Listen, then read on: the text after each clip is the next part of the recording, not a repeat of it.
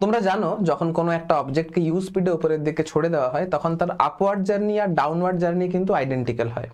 এই কনসেপ্ট থেকে আরো একটা কনসেপ্ট আছে যেটা তোমাদেরকে মনে রাখতে হবে।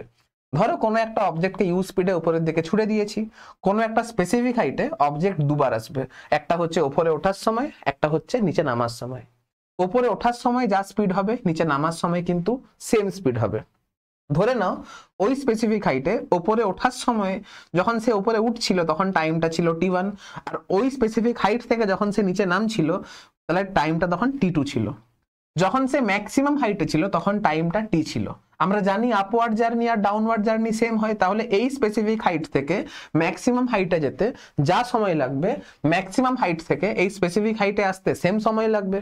এখন এই সময়টা t1, এই সময়টা t, আর এই সময়টা t2, তাহলে এইখান থেকে এইখানে আসতে সময় কত লাগবে? t - t1, এই টাইম মাইনাস এই টাইম।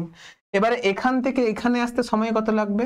t2 - t, অর্থাৎ এই টাইম মাইনাস এই টাইম।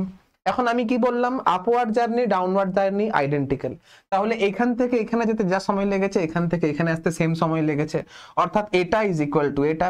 এখান থেকে আমরা পেলাম t equals to t1 + t2/2, অর্থাৎ ম্যাক্সিমাম হাইটে সে কখন ছিল না t1 + t2/2 এই সময় ছিল। এই ট্রিক তোমাদেরকে কিন্তু মুখস্থ রাখতে হবে।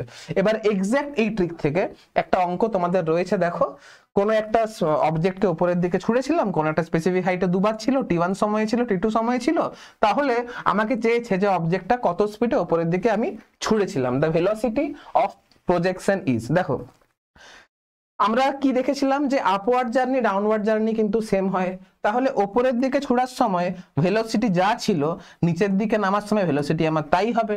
এখন আমরা জানি যে ম্যাক্সিমাম হাইটে কখন ছিল না t1 + t2/2 এই সময়ে ছিল, তার মানে নিচ থেকে উপরে উঠতে t1 + t2/2 এই সময় লেগেছে, আর ম্যাক্সিমাম হাইট থেকে নিচে নামতেও t1 + t2/2 এত সময় লেগেছে। এখন যখন সে নিচের দিকে নামছিল তখন v = কি বসাবো? v = gt বসাবো, কারণ নিচের দিকে নামার সময় u = কত হয়? 0 হয়। এবারে v = gt, তাহলে এটা যদি এইখানে পুট করে দেওয়া হয়, t এর জায়গায় যদি t1 + t2/2 যদি পুট করা হয়, তাহলে আমার যে ফাইনাল অ্যান্সার আসবে সেটা হচ্ছে g × t1 + t2/2। তাহলে এই কনসেপ্টটা করতে গেলে মানে এই অঙ্কটা করতে গেলে তোমাকে তিনটে কনসেপ্ট কিন্তু মাথায় মুখস্থ রাখতে হবে, তবে কিন্তু without using pen and copy অঙ্কটা তুমি করতে পারবে। হোপ এই ট্রিক তোমাদের হেল্প করেছে।